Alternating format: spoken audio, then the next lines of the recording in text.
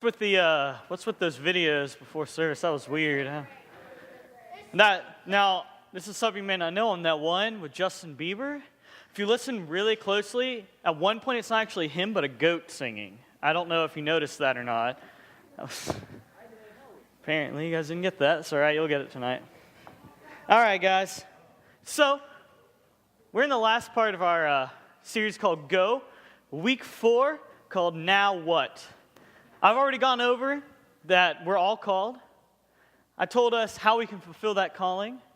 We went through what to happen when what to do when that calling gets hard. And tonight I'm going to talk about, well, now what do we do? Now what do we do? See, I want to ask a question. Anyone in here like to run? Anyone like running like a lot? Like a couple people like to run, okay? That's all right. I absolutely hate running. Anyone in here like that? Like you hate running? Like the only time you'll see me running is if food is involved or like if you see me running, you need to start running too because I'm running away from something, okay? I hate running, but some people really like running. And they participate in like 5Ks, 10Ks, and marathons. It's all types of craziness, and I just don't want to have any part of it. Now, if you do like running, then probably one of your favorite events in the Olympics is the marathon, right? It's 26 grueling miles of blood, sweat, and tears, and pain, and agony. I don't know why a human being would go through it, but some people really like it. It actually started a long time ago in Greece. What happened was there was a battle of Marathon, where the Athenians from Athens had to face the Persians who were invading, okay? Now what happens is, legend has it that after the Athenians won, there's this dude named Phidippides, which is a great name, by the way. If you need to write it down, maybe name your firstborn son Phidippides. He's just destined for greatness with that name, I'm telling you. Phidippides, he was so excited about winning that he runs all the way, the 26 miles, back to Athens to say, we've won, and then he collapses and dies.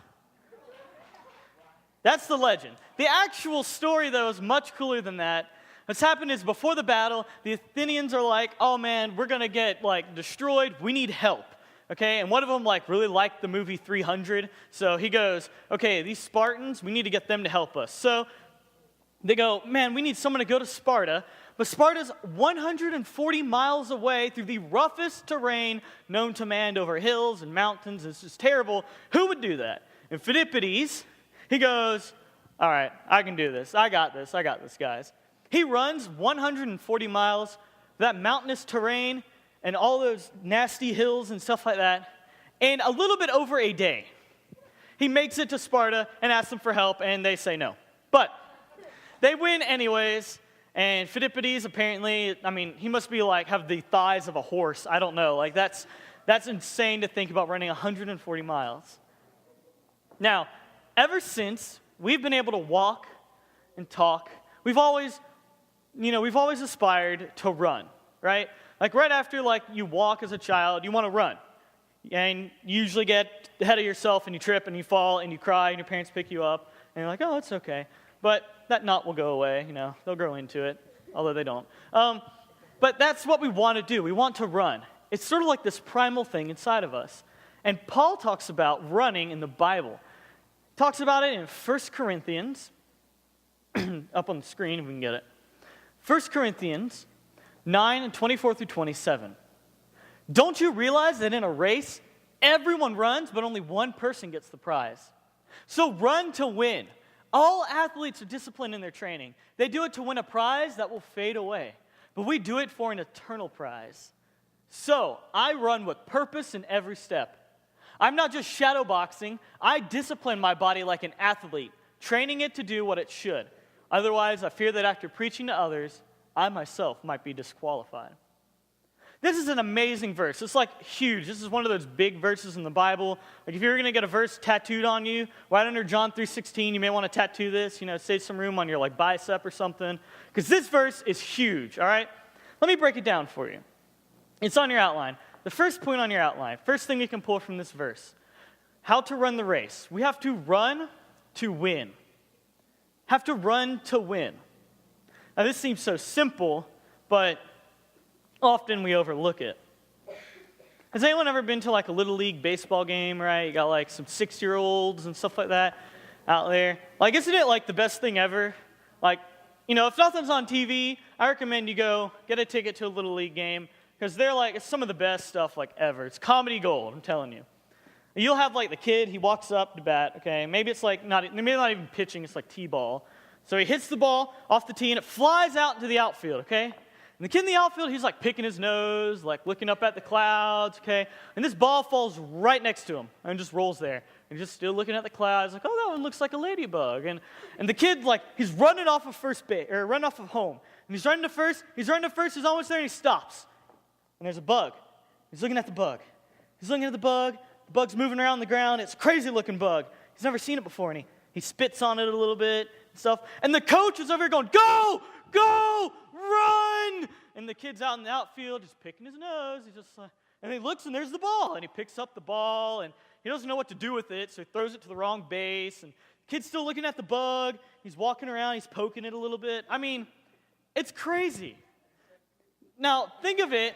It is. It's pretty cute. Now, think of if we went to, like, a major league game, right? I bought us, like, all tickets to the Braves game. Okay, they'd be cheap seats because, I mean, I probably can't even afford to buy us all tickets. And we go there, and up to bat, I mean, this big, burly dude who probably, like, has like 18,000 muscles in his forehead, walks up to bat. He's got a full beard, and he's ready to smash that ball, and the pitcher throws it, and he cracks the ball, flies way out in the outfield, and the outfielder's standing there, and he's looking at clouds. And the ball, boop, like this grown man is like out here picking his nose, looking at these clouds, and the ball falls right next to him, okay? And then down the first base line, this dude runs. He's running to first base, and he stops, and there's a bug. This grown man with a beard and everything is looking at a bug. And it's just crawling around the ground. And the coach is over on the sideline. I mean, he's having a heart attack. He doesn't know what's going on with these people. And we're all in the stands like, what? We paid for, oh, no, Robbie paid for this. I would be more, I'm like, this is supposed to be a baseball game. But see, the little kids, they don't play to win. They play to have fun, really. And that's okay when you're like, 6 or whatever. You don't understand. But when you're a grown man and it's your job to play baseball, you better play to win. I mean, that's ridiculous to play like, I'm just going to have a little fun. I'm just going to look at the bug. And, no, you got to get to first base. I mean, it's crazy to think that way. But then we do it in our own lives. We forget that we're supposed to be running this Christian race to win. Often we lose sight of that. We get sidetracked and distracted from the goal, all right? And we just go, I guess I don't have to really try that hard. This Christian thing's okay, but I don't need to try to win. I can just kind of do my own thing. I can look at the bug. I can walk around in the outfield, not pay attention. No, we got to run to win. Because if you don't want it, you're not going to get it.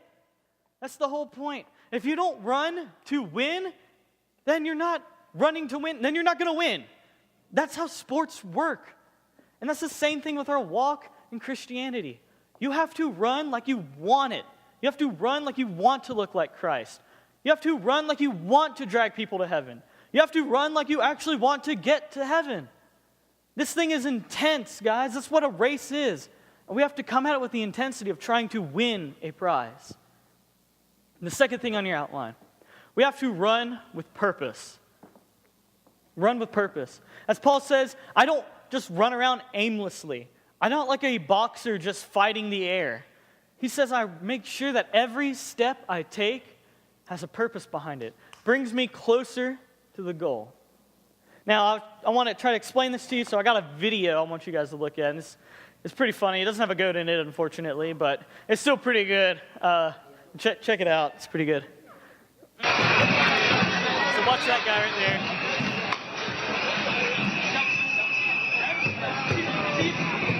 All right. You don't need them, no.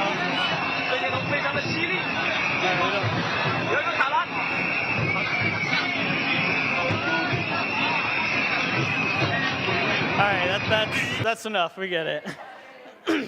Now, like I said, I don't know a whole lot about running, but I'm pretty sure those hurdles are supposed to be jumped over, not ran into and thrown aside.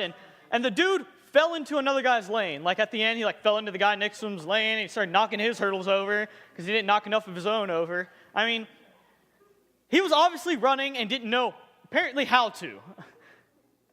He was just running around, just trying to get to the finish line. Forget jumping over these hurdles. Forget that there are other people next to me. I can just punch him in the face on my way down. I don't know. But that's how we run our race. Sometimes we forget. We forget that there's a purpose behind our race. We just practice the ritual of Christianity without actually living it out. What I mean by that is there are so many Christians who are locked away in their prayer closets, surrounded by holiness, reading their Bibles and praying, and never living an ounce of it out in their own life. They think that I have to go to church, and I have to pray, and I have to read your Bible, and that's all great, but they miss the mark. They forget the purpose of reading your Bible, the purpose of praying every day, the purpose of fasting, and the purpose of living a Christian lifestyle. It's to be more like Christ and to call people to Jesus. But they miss the mark. They miss it this much. It doesn't make the 12-inch journey from here to here. So many people are going to miss heaven by 12 inches. Just 12 inches. They store up all this knowledge in their heads, and they understand how it is to be a Christian, but they never, ever live an ounce of it out in their own lives. They just forget their purpose. When our purpose is to call people to Christ, all the rest are just steps to glorifying God. All the rest is just steps to bringing people closer to Jesus. But doing all of those steps without actually remembering the purpose behind them, it's just hollow Christianity. It's ritual. It's pointless. That's why we need to make sure every step we take has purpose behind it, has meaning behind it, that we don't lose sight of it. Otherwise, we'll be like this dude here just running all over the place, knocking hurdles over, tripping over people, falling over the finish line, and we really haven't even won. And the last thing, you have to run with a discipline. We have to run with discipline. Right now, in Arlington Cemetery in Washington, D.C., there's a man, a soldier. He takes 21 steps, and then he stops, and he turns around. He moves his rifle to the other shoulder. He takes 21 more steps. Stops. He turns around. Moves his rifle to the other shoulder. Takes 21 more steps. And he's going to do this for hours. Stop. Turn. Rifle. Walk. He's going to do that for hours. He's actually a guard. He's guarding the tomb of the unknown soldier. And it's really cool if you can see them changing guard, because they are like way, way official about all this. And it's an honor to guard the tomb of the unknown soldier. See, of all the people who will apply for the job, all the soldiers that will apply, only about 20% of them will make it in. The other 80 fail. You have to be, first of all, before you even submit your form, you have to be 5'10", or between 5'10" and 6'4". You have to have a 30-inch waist. You have to have an exemplary military record, a clean civilian record. You can't have any felonies, anything like that. And you have to just exude honor. And you have to be physically trained for all this. And then you get to guard the tomb. And after 6 months of guarding the tomb, the soldiers actually get a badge, signifying that they were a guard at the tomb of the unknown soldier. But if they're ever to dishonor themselves or to bring dishonor to that tomb and their post, the badge is ripped away along with any honor they have ever received with it. It's an intense thing to be a guard at the tomb of the unknown soldier. It's a great honor, but it's also a highly disciplined act. And Christians, we kind of forget. We forget that we're put in a place of honor. We get to call ourselves children of God. Can you imagine that? We are children of the utmost, the highest of highs, the King of Kings, the Lord of Lords. But we often forget to act like it. We're called to be so much, yet we just kind of take it for granted. oh yeah, the brother and sister with Christ, we're God's children. That's all great and everything. And that's it. We don't think any more of it. It's cool to call ourselves that. It's fun. It makes us feel all warm and fuzzy, but we never take it anywhere. As a child of God, we need to represent him. Have you ever been in a Walmart and you hear that child running down the aisles, screaming and yelling, pulling women's underwear off the shelves and throwing them everywhere, and he's running into the Legos and ripping open the boxes and throwing them all over the place? And you think, man, what is wrong with his parents? And I'm sorry, parents. I'm sorry if you had a child like that. But the same thing happens with us and God. Maybe no one you ask wants to come to church with you because they don't want anything to do with a God that you represent. Just a thought. Maybe you need to check yourself. We're supposed to represent our God. We need to make sure we discipline ourselves for the ability to do that. We need to make sure we do those steps I was talking about. We need to fast, and we need to read our Bibles, and we need to pray. We need to make sure that we live a lifestyle worthy of calling ourselves children of God. Because we're representing the Most High God. So what are you telling the world about him? Because if you're trying to run this race and you're not disciplined, you're going to fail. You're going to stumble. You're going to fall. Your body just won't move like it should to win this race. And you just don't have the skills to do it. It's through disciplining yourself that we learn how to be Christians. I've told you all this for the final thought. This is what Paul is trying to tell us in this whole verse, is to finish strong. Think. Put it up. Or keep running. That works. Keep running. Remember to run. Finish strong. See, this whole idea of running this race, the whole idea of trying to get towards our purpose means nothing if halfway through we give up. If halfway through we fail. See, I see it all the time where Christians, they're so excited at first. They're so excited to know that Jesus came and died for them. They're so excited to live for God that they're like, man, I will just go out and I will sit 10 hours in the hot heat with the sun bearing down on my neck, passing out bottled water to people I don't even know. That's how much I love Jesus. And soon, a couple months later, man, I got to get up and go to church again.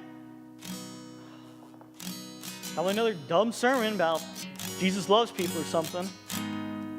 I'll go anyways, I guess, Otherwise, someone's going to call me up and bother me. We all do it. The worst thing for a Christian is to feel complacent, to feel okay. The worst thing for a Christian is to settle. Just go, I think I'm spiritual enough.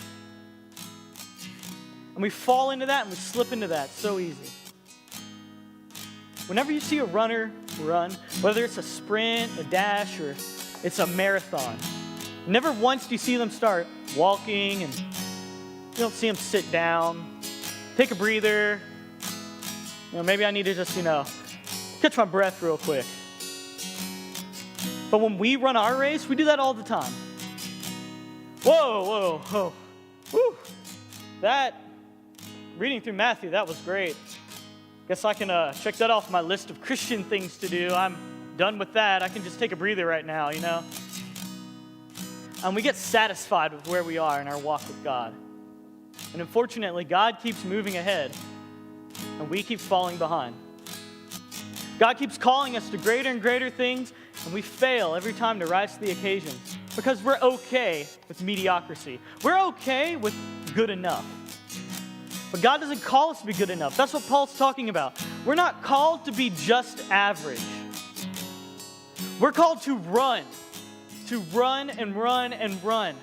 We're called to run through every season. We're called to run through happiness, through sadness, through joy, through anger, through bitterness, through heartache. We're called to run, not walk, not crawl, not sit down and take a nap. Because the faster you move, the farther God will take you. And today, some of you guys, that you've haven't been running, or it's been a long time since you've run, you don't even know if your legs will work anymore. Today you can pick yourself back up. Today you can pick the pace up a little bit. Today you can start to move forward again. And it all happens here at this altar today. Maybe some of you don't even know who Christ is, and that's fine. And today you can start running. And today some of you maybe you've even forgotten who Jesus is. And you can rediscover him here at this altar. It's not too late to begin again. It's not too late to pick up the pace. It's not too late to start that Bible plan again that you started in January but fell off the wagon with. It's not too late to start your regular prayer time over again, even though you've missed it for the last couple of weeks. It's not too late to start wanting God, because if you don't want it, you'll never get it. So come down here in this altar and want it. Want it so bad that you would do anything for it.